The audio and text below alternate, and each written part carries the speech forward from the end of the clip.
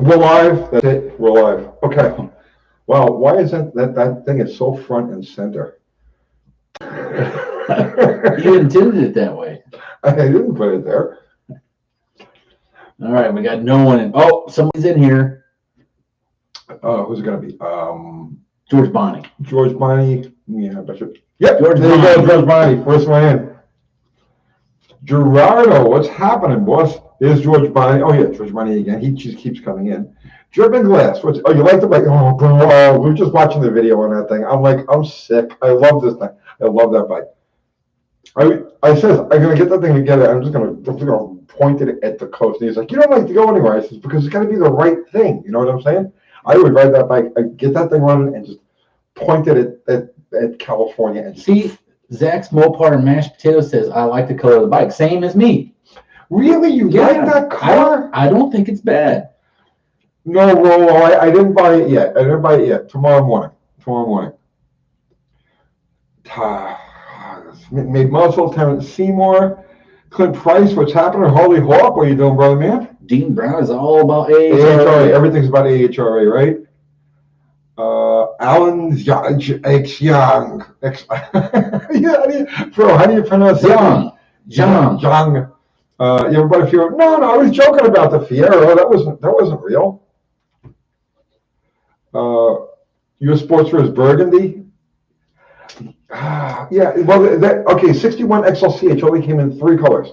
It was black with white, red with white, or blue with white, right? And it's got like an elaborate white kind of striping, you know. So if I did repaint it, you know, I would want to try to get that striping back on it all. Fred Chun, you get the sports. I know, you know how cool that thing would look parked next to my 83R, right? They're just like I see them parked next to each other, and I'm just like, they need to be together. Max Wedge, Dick Dastardly. Color sucks. It does suck. I know. I like it. It's hanging pretty good, Mr. Will. There's zero. What's up, man? And he's not even in moderator mode.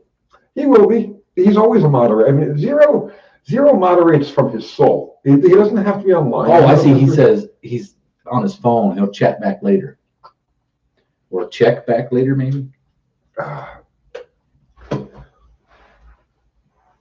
Jonathan English says blurry and echoing. I don't know how it could be any more blurry than it normally is. Gerardo, what do you think about Guer?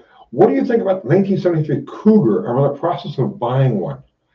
They got really heavy, man. Yeah, go a few years earlier. It's just like 73 Mustang. They're really portly. Well, I mean, here's the thing, man. If you're committed to buying it, if you like it, buy it. It's a good foundation to work with, right? But if you haven't committed to buying it and you like the whole Cougar thing, I would say try to find an earlier version, because that's 73. That's a heavy car. It's like a 4,000-pound car. Right. The Mustang was like 3,600, and I bet you that Cougar weighs every bit of 38. Yeah, they really got away from the spirit of the Cougar with those things. What's going on, Gideon Wallace? What's happening? Killer B says, I'm the king of the live streams. Okay. I like that. Uncle Big Bad, bike is too complete to part out of gut for parts, so build a dirt bike out of it and sell the spare frame. Well, which one is it? You're telling me 2 different things. Dick Ozinia, it's a complete bike. It's a shame to raw parts of it. I agree.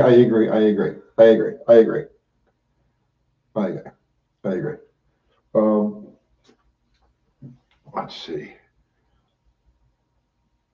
Matt asked, Tony, I saw a project on Instagram on Summit. Did you see the I did. So what was your opinion on that? Well, they turned it into a car I just don't care about. It's virtually a car I don't care about any longer. Right? So you're not a Chevy guy. I'm not. I think the 55 through 57 Tri-5s are probably the most beautiful things ever made. They hit the nail on the head. The 55 more than the 57. Yeah, I never liked the 57, right?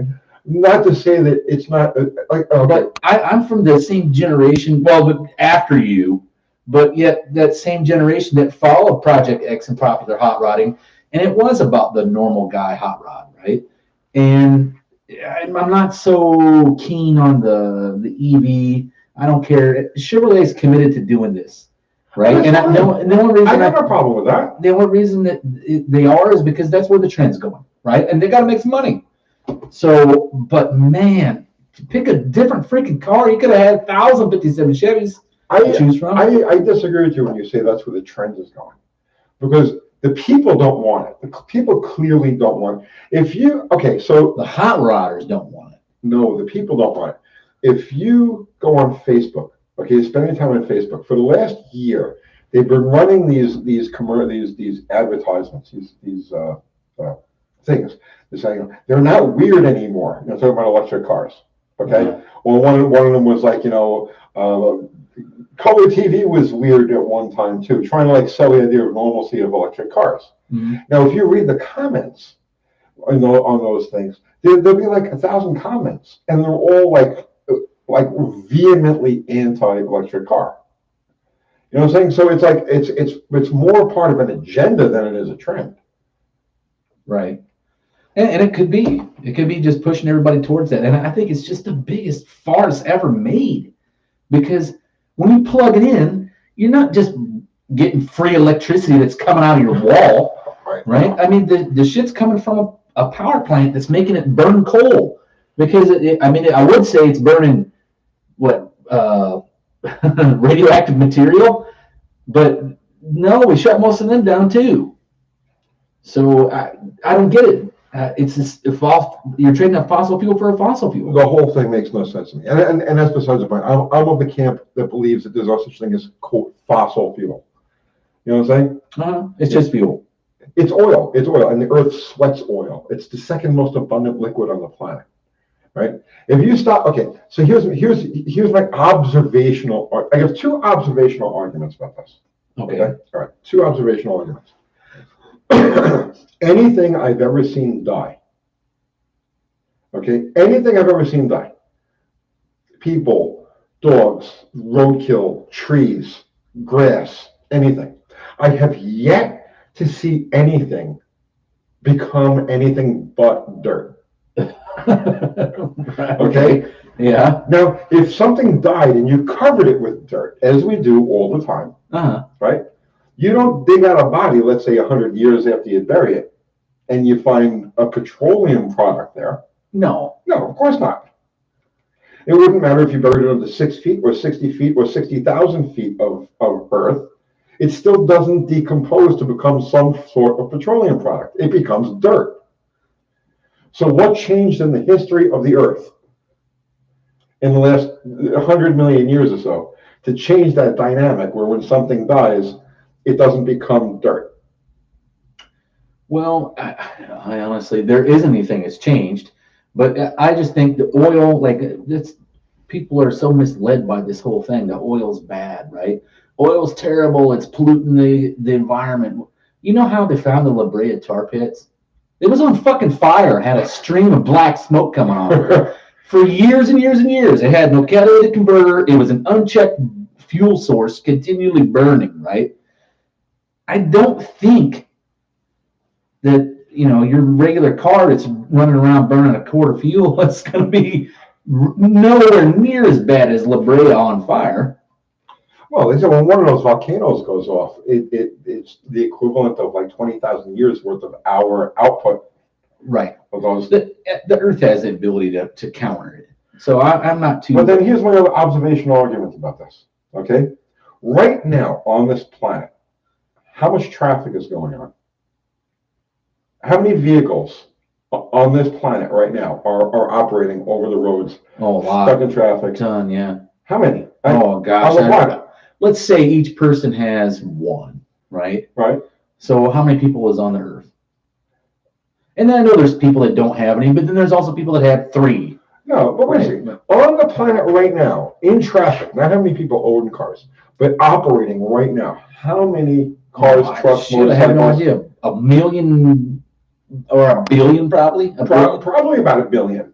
right? When you take everything into consideration, you take your lawnmowers that are running, you take your over-the-road trucks that are running, you take your diesel trains that are running, you take everything that's running. Okay, there's right now at any given time there's probably 1 billion vehicles or 1 billion internal combustion engines doing its thing on this planet. Now that's every minute of every day for the last 100 years. Right. Exactly how much dead dinosaur would it take? How much to power all that daily? Was that to power all that daily? Right, daily. Right, exactly. There wasn't that many dinosaurs. No, of course not. So it's like there are two observational arguments that completely, and they're simple observational things that completely blow the whole fossil fuel thing out of the water. The Earth makes that stuff just as fast as we can use it. Well, I'm happy for the EV people. You know why? Get your EV, plug it in the wall, do whatever you're going to do, drive around with no gas. It's fine. It leaves all the gasoline for me, right? Because I'm not changing. And eventually supply and demand will catch up. Everybody's driving a freaking EV. I will be living high on the hog with all the gas. Need Metal sent the super chat. Thank you, Need Metal. Power plants are already running. Manufacturers want to go EV. Government is a small factor. Yeah, but no, the electronic infrastructure. I mean, just the wires. Okay, like the grid itself, right, isn't up to it. The grid in certain areas can barely handle the load that's on it right now. California can't even handle the load, and they're wanting everybody to go electric. And your electric motor and your electric weed whacker.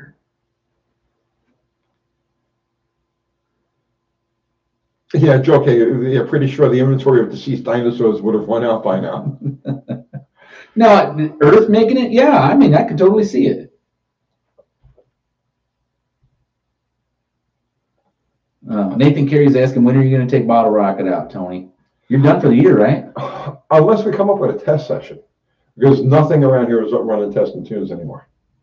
We were supposed to go on the 30th, which was on the schedule, and for months I've had it penciled in the 30th, October 30th.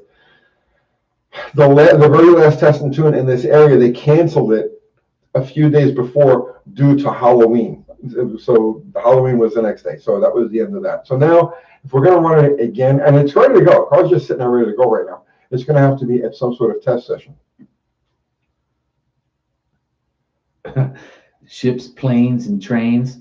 Well, you're wrong about that. There is electric trains already. Ships, there's submarines are electric. Yeah, but they're nuclear powered. Well, some are diesel electric. Diesel electric, okay. I mean, the standalone ones are nuclear. Right. And in diesel electric, you can't really count, like for instance, trains, it's like a freight train, a diesel locomotive. You can't call it runs, there's electric applied to the wheels, but it's the diesel engine that's turning the generator. Right, and it has to be that way. You can't stop in the middle of the Pacific and plug in. Right. Move the microphone closer to you though. Keep it on your side. Okay. I know John Wilburn was thinking that I should probably just pull a John Wilburn day again. Oh, Auto 1303 says best way to repair spark plug threads in an aluminum head. Man, you are sucking. Helicoil. But be gentle with the helicoil. When you put the helicoil in an aluminum head, man, use an epoxy. I'm going to say JB Weld, but there are other epoxies. When you screw that together, make sure you give it just a film of a good epoxy before you screw it in there, because aluminum doesn't really like to hold on to helicoils the way steel does. Cast iron does. And the heat will work them loose.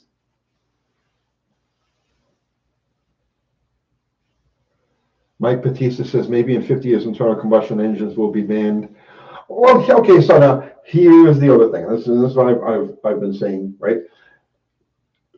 Okay, people who talk about, and you're a country guy. You're from the country. Mm-hmm. Okay. People who talk about banning the internal combustion engine, right?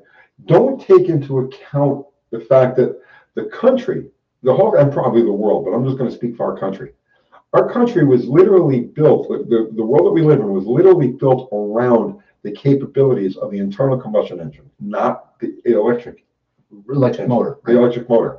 So while it is possible to do it in the cities, so let's say you want to take a finite area like Philadelphia, where pick a city, and say, yes, this is all going to be 100% electric.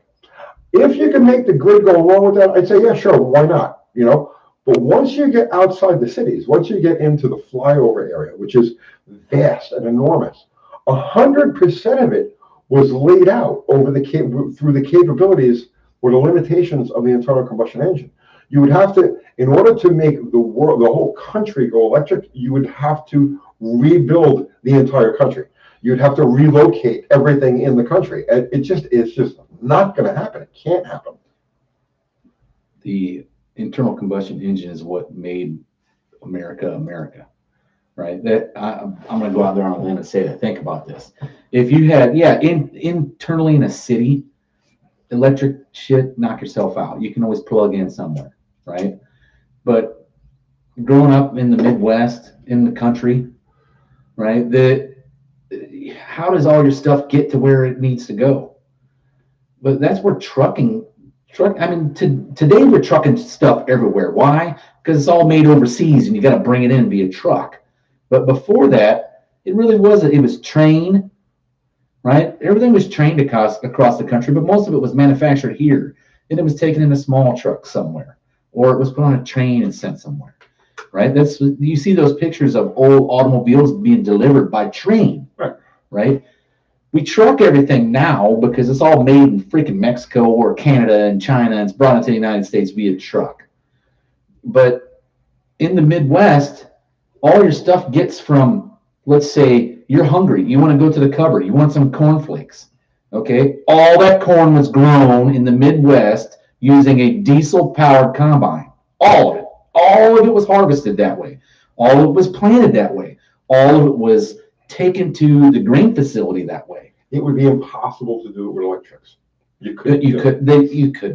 And see this thing with the boats sitting off the shore right now. Like God, this ridiculousness going on is they were requiring the trucks to be electric and the unions and stuff like that. And it's like, guys, nobody even makes an electric truck yet. Nobody even makes it. How do you mandate something that doesn't even exist? Shadow Hawk is saying if we ever see solid state batteries, EVs will make much more sense. I agree. And again, see, I am definitely not anti-EV. I said it in my video. I said it 1,000 times. I am not anti-EV. I only see it as another form of propulsion. It doesn't make any difference to me. In certain circumstances, I would see having an EV hanging around my house. Like, for instance, if you take the modern car, you take the typical modern car, whatever it happens to be, okay? Just the one that you use to run to the store or run to your neighborhood car, right? I would have no problem having one of those as an EV. Modern cars, there's no functional difference between an EV and a typical modern car. As far as like modern cars don't, like the typical economy car, not a muscle car, but the typical economy car, regular car, doesn't go boom, boom, boom, boom, boom. It doesn't give any of the magic of the internal combustion engine. You don't even look twice. You don't even look twice. Yeah, you don't even know it's running, right? So to me, it doesn't make a difference whether that's electronic or it's gasoline or it's diesel or anything else. It doesn't make any difference. So Mopar Ben says, with the new management, I feel the Nikola company will eventually make huge inroads in the hydrogen fuel cell trucking market. And this is something I was looking at today. Somebody brought up, hey, look, a fuel cell. And it was literally probably about the size of a V8 engine, right? And they're like, it runs on hydrogen, creates water, this and that. And, okay, think of your neighbor, or think of those stupid videos you see on the internet where you see people putting gasoline in a diesel vehicle. Yeah. Or now, what do you think is going to happen at hydrogen, right? Like you're out there filling up with hydrogen, the most explosive element on the table, right? All I think of is like the Hindenburg, the Led Zeppelin album cover. There would be charred people all over the place because they're so stupid you couldn't use hydrogen. Hydrogen is too volatile. Gasoline is volatile, right? No, it's not volatile. But you literally have to kind of go out of your way to right. You know what I'm saying? It's like this, right? Hydrogen, just static electricity, just a static spark. You know what I mean? In the general vicinity of it. You know what I'm saying? Like in other words, you'd have to actually expose the gasoline directly to the static. But hydrogen is volatile in very fine amounts. Yeah, like, you know what I'm saying? We're like, oh, we could do an actual practice at this. Let's just get a bottle of like acetylene, right? We'll get a bottle of acetylene and go to a gas station and be like, here, I got this open bottle of acetylene. Do you want to try to fuel your car while talking on the phone? I'm sure they would have some sort of like, sealed way of doing it, right? I know. I just think of like there's some really dumb people, and I cannot believe hydrogen. No way. Now, if we had something else, hey, great, But the battery technology, the electric motor, you can make it have 1,000,000 horsepower, right? Mm-hmm. But the batteries is what drives this whole thing, and the battery technology is not there yet. I've seen Teslas that have blown the entire back half off the car because they had a battery failure, right? And then Top Gear, the guy, what's his name? Not Clarkson. Richard Hammond. Richard Hammond wrecked that EV, and it burned for 3 days.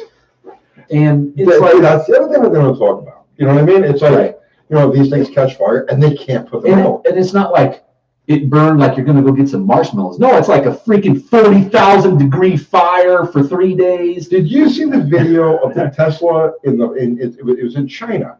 Okay, it was a parking garage in China. So they had the surveillance camera, and it's a Tesla, and it's sitting there. Okay, then why the restaurant, and it starts to smoke a little bit, and then all of a sudden, like black smoke, and big fireballs. Yeah. I saw that thing. Did you see that? Yeah. It was parked next to like a truck. And thermite, it looks like it goes off like thermite. Exactly. See, Chooch here is saying wood fuel steam cars. It's the future. I don't doubt that steam powered. I don't know if I'm going to call it the future because we've already been there, right? But wasn't there steam powered cars back in the evolution of before gasoline became the norm? Right? You had as many electric cars and as many steam cars as you did gasoline cars. Right. It was gasoline just won out over time because it was the most flexible thing to use. I wouldn't say that. You know what it was? All right. Have you ever seen the TV show The Men That Built America? I did. I saw that. Okay. And it's probably 10 years old by now. Yeah. But it talks about John D. Rockefeller, and he was making kerosene. Right? And the byproduct of making kerosene was gasoline. Okay. And he couldn't get rid of it. Nobody wanted it. Well, Henry Ford had come along, and John Rockefeller had a ton of this stuff. And they worked a deal to promote this gasoline, right? And that was the thing, was like you made it available everywhere. It was just everywhere. I agree with that. It was entrepreneurship and capitalism that but here's the thing, okay? It never would have taken off if the public didn't buy it, right? So in other words, here's your three choices of propulsion for your car. Okay? You have your battery power, which you're going to get 12 miles out of this thing, and then you've got to recharge it. Right. Okay. Right. All right. You got steam power, which means that you want to take a quick ride to the store, you've got to stoke up the boiler. You got to get it up. I know. I totally understand. Or you got gasoline. Pour it in, give it a crank, and go. So, it might have been a marketing ploy that got it going, but it won because it was so much more infinitely practical than the older alternatives. I don't know. I think a lot of it had to do with the marketing of the whole thing. The marketing, the capitalism, and you had the big money behind it. You had one of the richest men in America behind the thing. But it wouldn't have worked if the other two forms weren't so inferior to it. Yeah, probably so. It is very flexible, right? Because you can put it in an airplane, it still runs. Can you think of anything more flexible? I can't put a steam plant in an airplane because I didn't have enough wingspan or propeller to move the thing.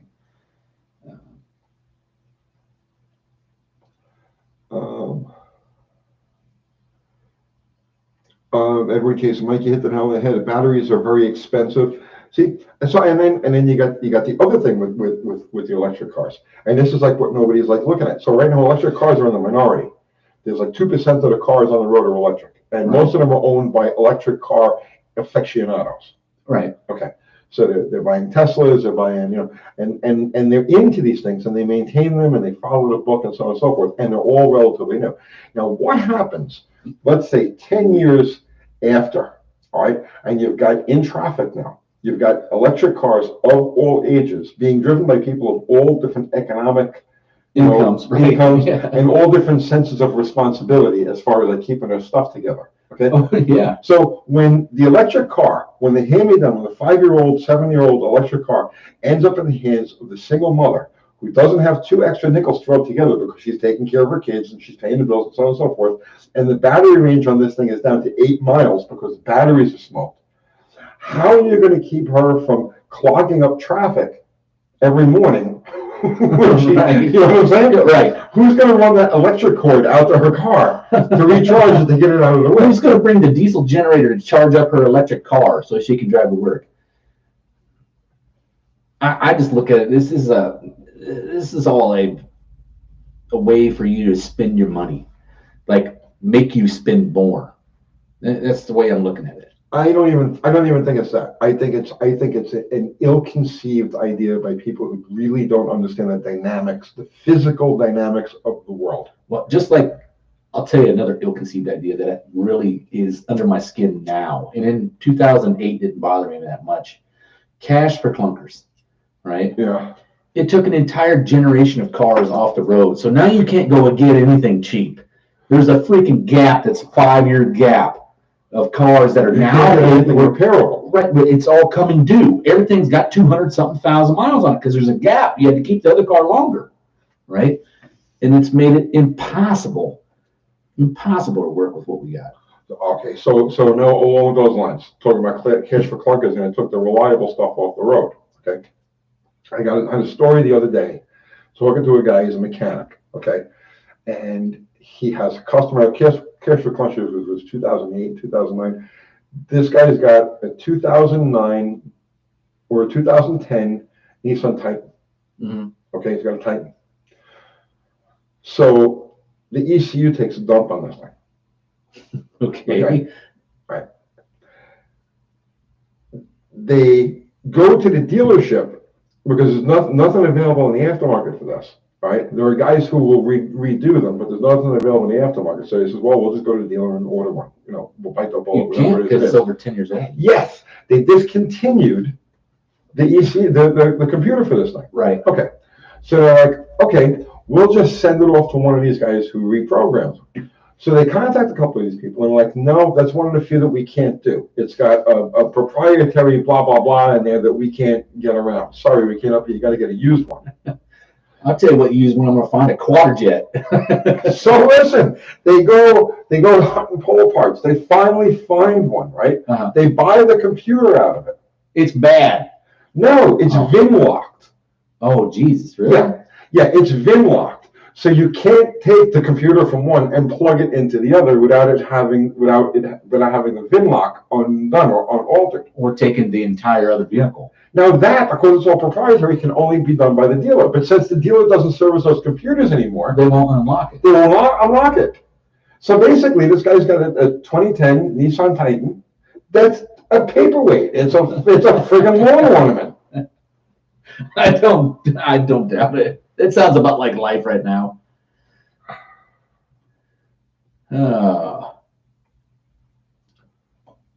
The real clunkers were the a-holes that came up with cash for clunkers. More part then. All right, no part then. Your responses to hydrogen fuel cell are akin to the roadkill guys knocking the flip piston discussion. Spend more time learning about hydrogen fuel cells, guys.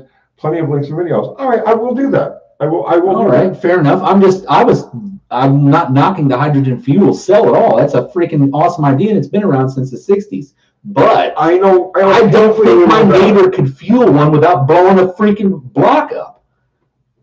I just don't. And what are we going to do? Everybody going to have a gas station like Jersey? Let's look into it. Let's.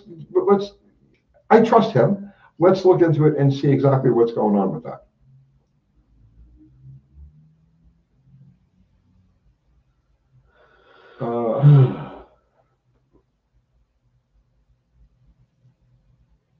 let's see. Mr. Will, hey guys, they talk about how fast Teslas are. They're amazingly fast. But they don't mention that one full throttle 1.25 uses 10 to 15% of its battery. Could you imagine you go to the track with your Tesla, you make a few runs, and that's it? It's I dead. saw one. Let's see. It showed up at Sykeston. I want to say our last event there. And in the 8th mile, it ran a 640 in the 8th, which is a 990 quarter. It's crazy, right? Right? And the guy's driving it, you know, air conditioning on, radio on.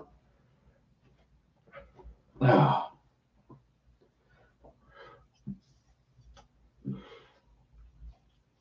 Well, I know how to fix that Nissan Titan.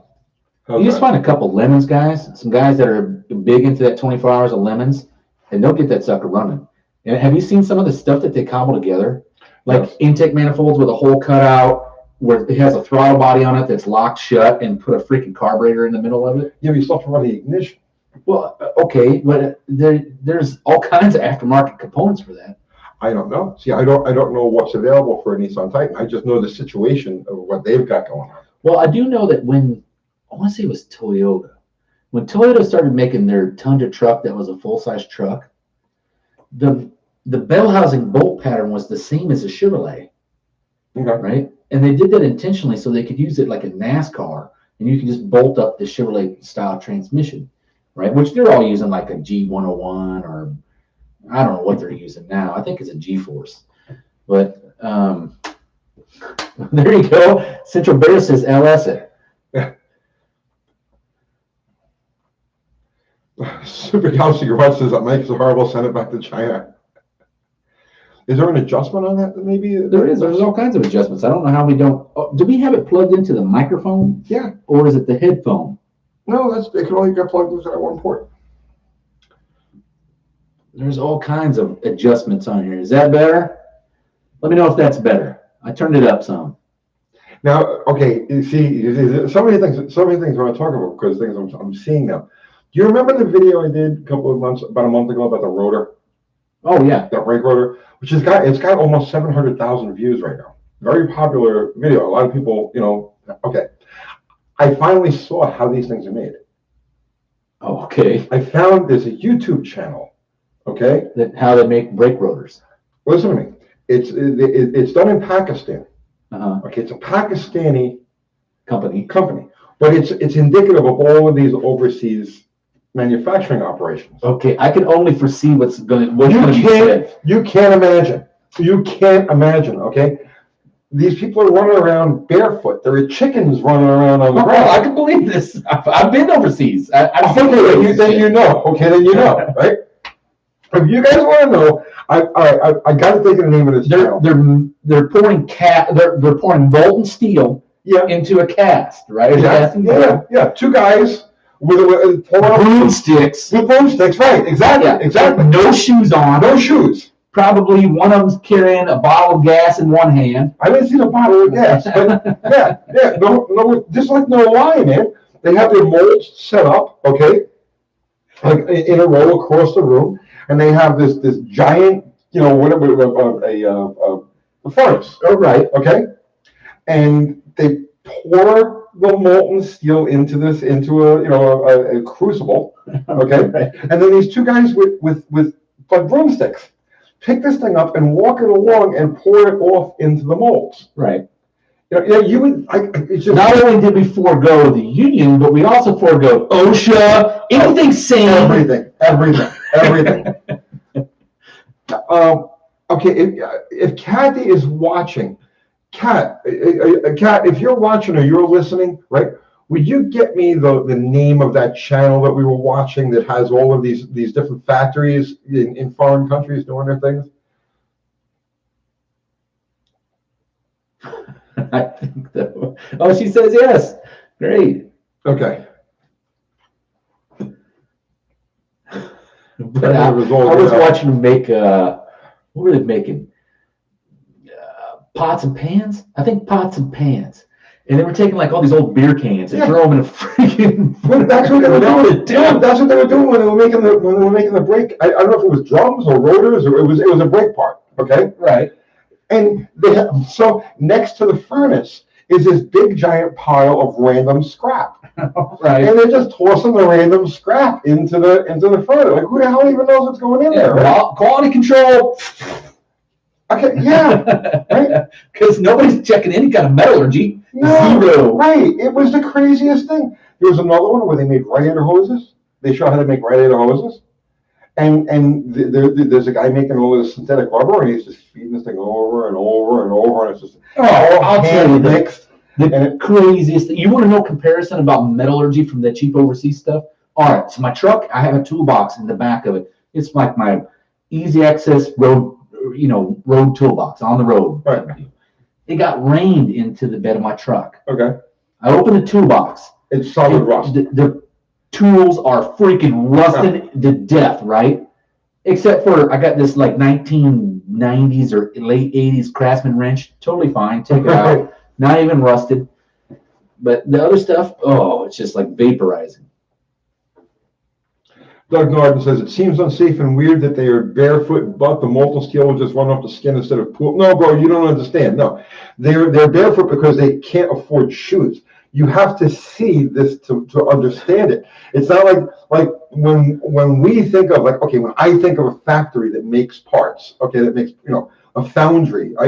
I'm picturing we think working better. I'm picturing what we think of as a foundry. You know what I'm saying? That's why. A foundry. How did the gain get turned all the way up like that? I have no That's idea. probably it. All right. Maybe we're kicking ass like Chuck Norris now. I bet we are. Is that any better? So yeah, you've got to actually see this stuff to appreciate it. I can't. Kathy's going to get the link, or she's going to give me the name of the channel. You guys go look at this stuff yourself, and you let me know what you think. Wayne Bazzelli, yeah, they told me they weld up engine blocks and cranks. I know. Tony Couture says, yes, the audio was better. You adjusted it. Sweet. There you go. Well, I was hoping that would work. Somebody had turned the gain all the way to the maximum. Danny Boyd, chickens running loose in a foundry. When I was a kid, I seen people with crates of chickens inside the same port. She's going to come up with it, and Wheelie King says you can adjust it some more. Could adjust it some more. All right, how about that? Let me know how that one works. Let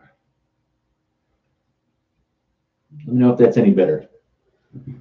Terrence Seymour, there are plenty of Pakistan and Indian channels that are all the same, awesome to watch. Yeah, it's amazing. French Indian, that's how they make cams barefoot in India.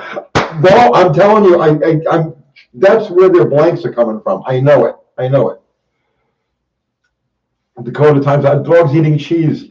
Did you see the video we put up on the other channel today? We haven't posted anything on the channel in almost a year. So we finally put up the. You have another channel? It's Uncle Tony. Oh. What's on the mechanic is one of the channels. Yes, it is. Thank you, What's on the. What's funny is it echoes now. It echoes now? Yeah. Huh. Wonder how we can. Greg McDonald, who needs a vending machine for lunch break at the foundry? Just grab a chicken and put it on his stick. Just start cooking it right there over the crucible. I'll show the person when you do the Harley dirt bike. Are you going to use proper dirt bike forks, and how much is this thing going to weigh? I don't know what forks I'm going to use yet. I don't know yet. This is it's a new idea. I'm working on. Here you go. She says it's all different channels. Amazing Things Official is the one with the brake pads. Oh, there's the one where they make the brake pads. Right? Okay, this is how I get all excited about this stuff, right? Okay, you're a Mopar guy, right? Mopar. So listen to this one. A sheer coincidence, pure sheer coincidence, okay? There's a video on one of these channels that shows them making brake shoes, how they reline brake shoes, okay? You know the brake shoes they're relining? They're Chrysler brake shoes. You know, with the pin, the anchor pin at the bottom for the self-adjuster? I spotted them right away. I'm like, holy God, that's an old Mopar brake shoe, right? And these guys are redoing these Mopar brake shoes. I don't know what year they use them up to, probably up into the 90s with the Dakotas. They probably use that same basic setup.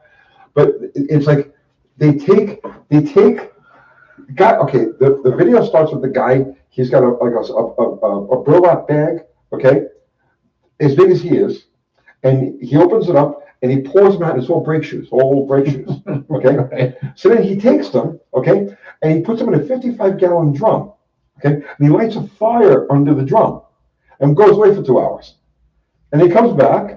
And then they take all of the brake shoes out, and like I guess the glue that held what was left of the pads, the shoes on, is gone. Okay. Right?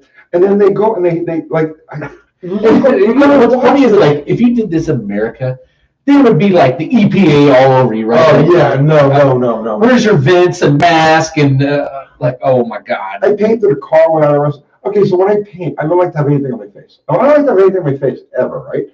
I got all kinds of hell. You're gonna die. You painted a car without a respirator. You're gonna die. Okay. Now they're showing these guys on the factory. Okay. Burning off asbestos and glue. I mean, zero protection. Okay, nothing, right? Like I don't even have full clothes on, right? Yeah, so no, right? Please. And he goes home at the end of the day like, man, I got a splitting headache. Kathy wants to know what's going on with the mic. Everybody's complaining about it. I don't know. Paul Capizzo's, I already had it. Paul Capizzo's giving his dog some cheese. You're a good man. Turn the mic gain down. Okay, I just turned it all the way down and like a quarter turn up. Is that any better? It doesn't sound like the mic is on. Too much reverb. Johnny the Trailer Slayer says, Mike sounds fine. I don't know. Peter Kovacs, watch shipbreaking in India to see the true dangerous working conditions. Oh, I can imagine. Watch what? Shipbreaking. Shit breaking? Yeah, you know where they break down a ship for scrap? Oh, ship breaking. Yeah. Gotcha. Yeah. I can imagine. Oh, I did see. Somebody was asking, all right, did you guys see the specs on the new C8 Z06 flat plane crank, dual overhead cam, 8,600 RPM redline, no boost with 670 horse? I have not. I mean, I saw reference to it, but I haven't actually. My head's just been in other places, but I will look into that. It's a fascinating motor.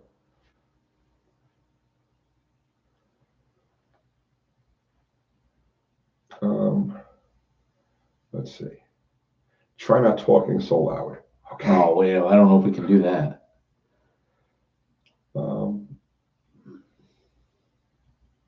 Let's see. Michael Moore, did the A990 firefighter competition car ever come up in a conversation the last time? Yes. Actually, he had pictures of it. It wasn't the last time. It was the time before. Because we did the Halloween show last Sunday night. The time that he was on previous to that, he had pictures of the A990 car.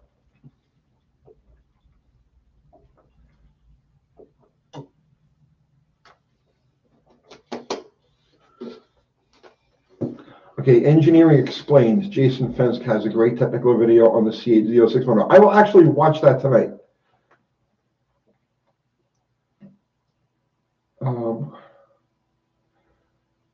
Let's see. Make sure it's plugged all the way in. It is. They're saying the microphone is good now. But the gain just had to be up too far. Someone had cranked it all the way up.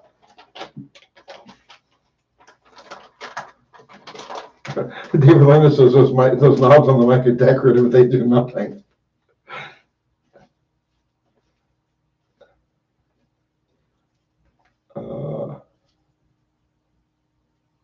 Talking about bad ideas in EV cars, ever heard of the Mach-E? Yes. Miguel Sereno. Uncle Tony, noticed you. I've noticed you, man. I noticed you right there. Watch the one where they make crankshafts. Yes, I saw one, bro. I was binge watching this stuff. I couldn't stop looking at it. There's one where they make crankshafts. Oh, really? I can only imagine. Bro, like they have 1970s lathes, that sort of stuff, right? And they said that everything with a hammer. Everything is done by eye and with a hammer. Okay. You know what I mean? So they chuck this thing Is that off. India or Pakistan? Yeah, they turn it on, they go, whoop, whoop, whoop, whoop. He shuts it off, he whacks it with a hammer, turns it back on, whoop, whoop, whoop, whoop. Shuts it off, whacks it with a hammer, pop, pop, pop. And he keeps going until the thing spins kind of like, all right. Yeah, somewhat true. Kind of like, all right. You know what I mean? And then they chuck it up and make all the cuts. Yeah, I could only imagine. Fubar's putting up the AHRA online link. Thank you, Fubar. Yeah, thank you. Go there, get a membership, or buy some of our merch if you follow the link there to buy some merch. Yeah, and your merch is made in Pakistan by other people with chickens. We actually use the people that are fired from the foundries after they burn their feet off. Nice. Yeah, so they don't even have wheelchairs. They walk to work with their hands uphill both ways. Nice. Right? And then they make our shirts by stitching it with their hands. And this year we got red, only because red was cheap, because it's just blood from them working themselves to death.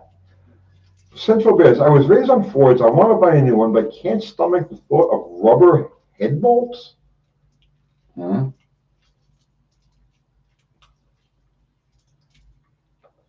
Wheelie King says, oh yeah, I saw that one. Guys on spent lathes with hammers and dividers to check dimensions. Calipers. They're checking it with the caliper. He hits it, boom, and he takes the caliper and goes like that, right? And then sticks it back on top of the machine. It's like, you know, people wonder about precision, right? It's like, you know, we carry all kinds of, right? Oh, please. I can't even.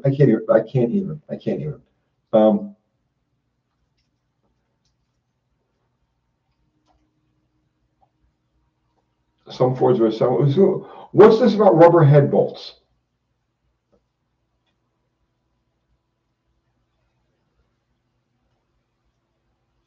The diesel engine failures, rubber head bolts, they stretch and fail. Oh, he's talking about the torque to yields. Oh, yeah. Yeah, everything has torque to yield, though, from like 1995 on. Pretty much every car has torque to yield, right? Now, it's the cheapest way to go.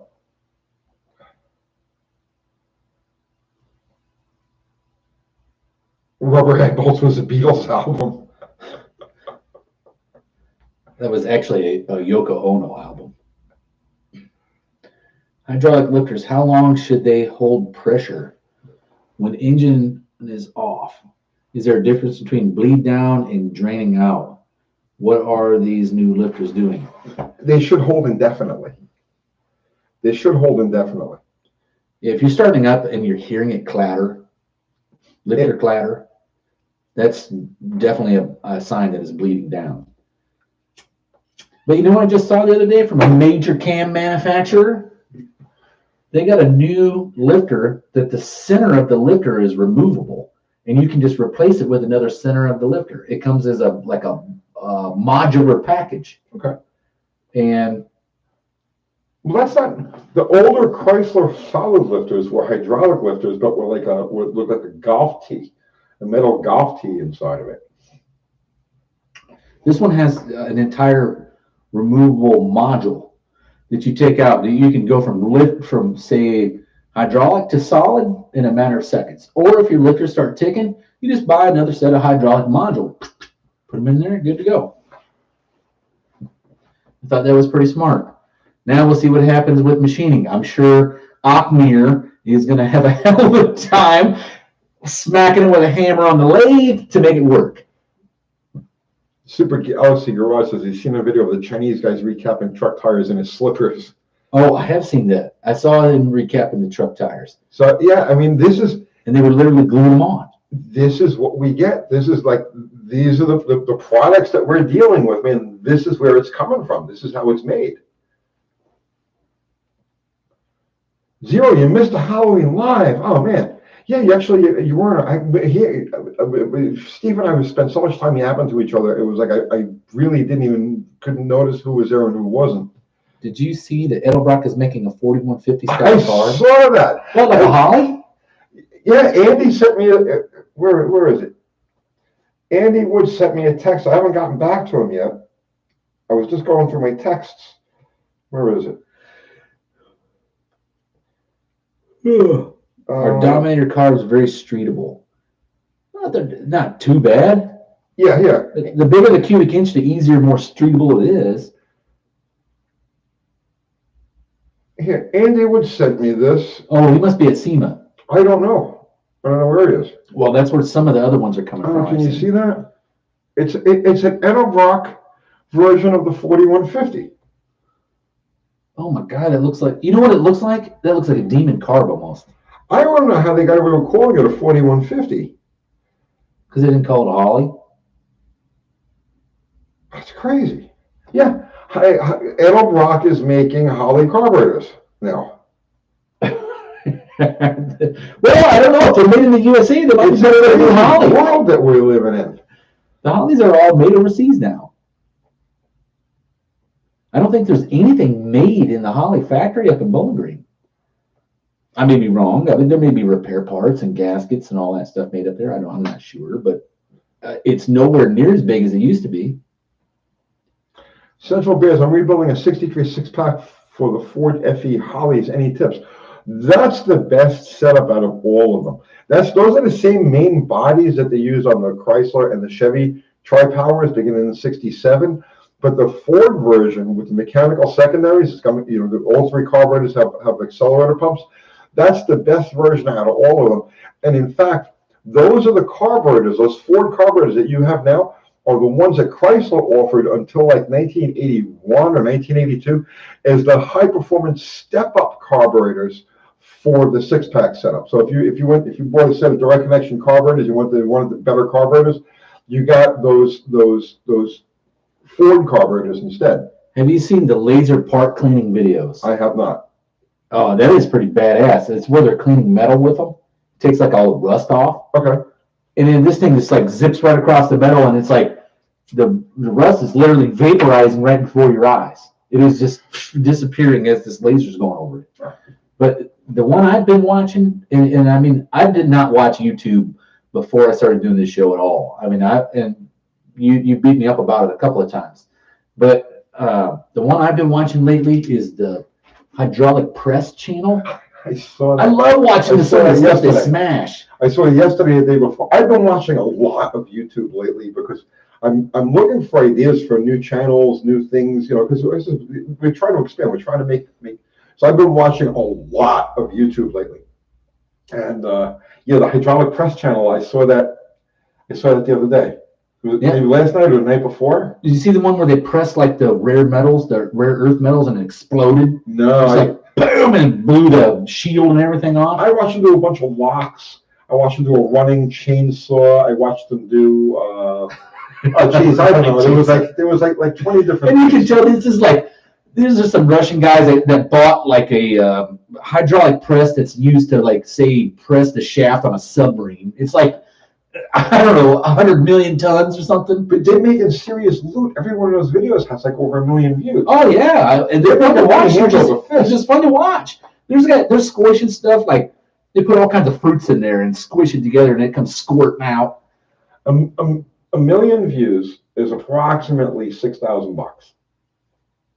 Okay. Right? On average, for a lower CPM. Okay, so car channels like we have, higher CPM, we get more than that. But if you take the average YouTube channel, with an average CPM, which is like $5, $6, 1 million views is $6,000. So you do one of those a week. Oh yeah, you're making some serious bank. Huh. Minimum 10-minute video, I think, for that 6K. But look what they had to invest. Oh, that's not true. They had to buy a freaking 100 million ton hydraulic press to begin with. I mean, that's some overhead.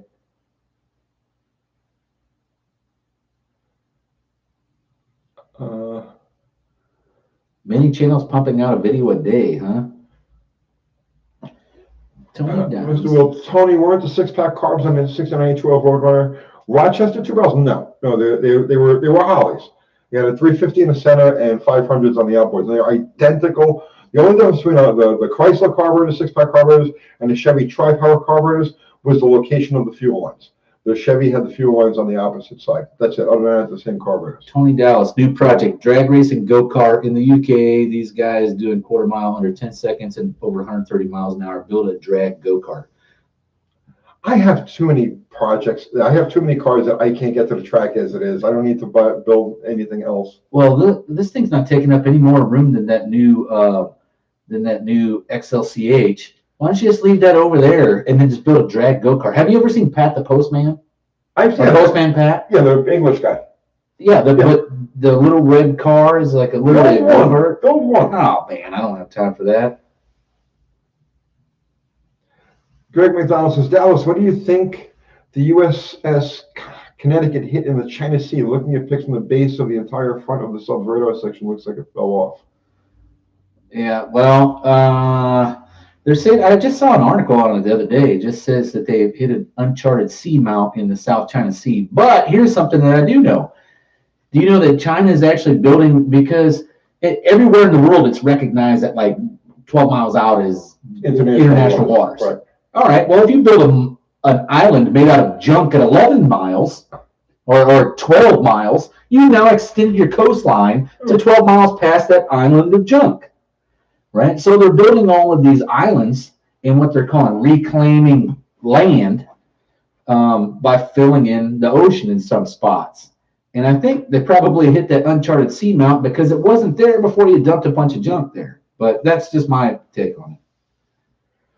Mike Batista says, too many projects that have been there.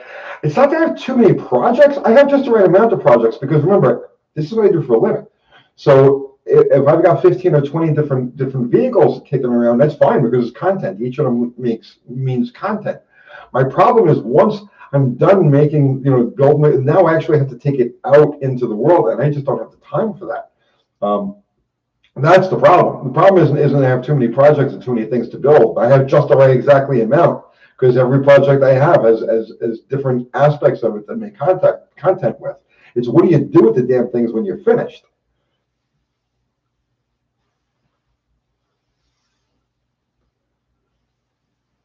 Shuch says the Connecticut is one of those special submarines that do missions that the sailors aren't allowed to talk about. They're all special, and they all do missions like that. But it's... Seawolf, Connecticut, and Jimmy Carter are very special boats. Okay. Danny Boyd says Jeffrey Epstein built Dr. Evil Island before he didn't kill himself. They complain about the audio again.